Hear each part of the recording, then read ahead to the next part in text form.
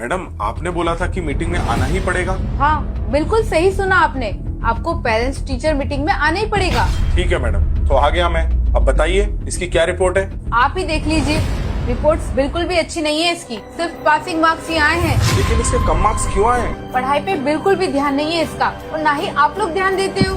देखो मैडम, मैं और मेरी वाइफ हम दोनों वर्किंग हैं। एक्चुअली हमारे पास टाइम ही नहीं है। हम लोग ऑफिस जाते हैं, फिर घर के काम और फिर इसकी स्टडी भी। और आप अभी देख लीजिए, मेरी वाइफ ऑफिस में इतना बिजी है कि वो आ भी नहीं पाई। अगर आप वर्किंग है तो उसकी ट्यूशन लगवा दो ना, कम से कम ट्यूशन में पढ़ेगा तो उसका फ्यूचर तो सिक्योर होगा।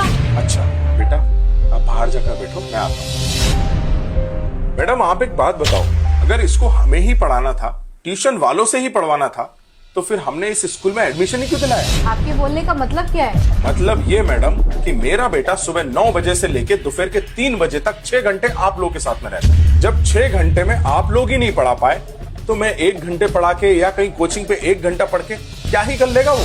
देखिए मेरा मतलब वो नहीं था।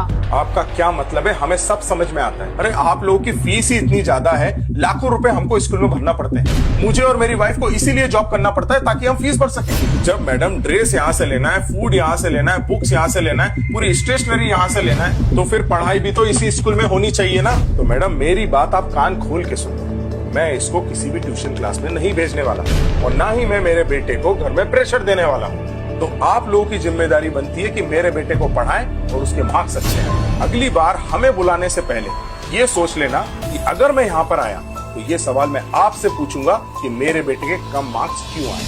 सो madam, I hope you understand my point. This line is not for only my son, this is for all the students.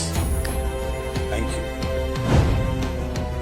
दोस्तों एक बात तो बिल्कुल सही है, आजकल के स्कूल्स का ध्यान फीस लेने में है, ना कि बच्चों को पढ़ाने में। अगर मेरी बात सही लगी है ना दोस्तों, तो कमेंट जरूर करिए और शेयर जरूर करिए।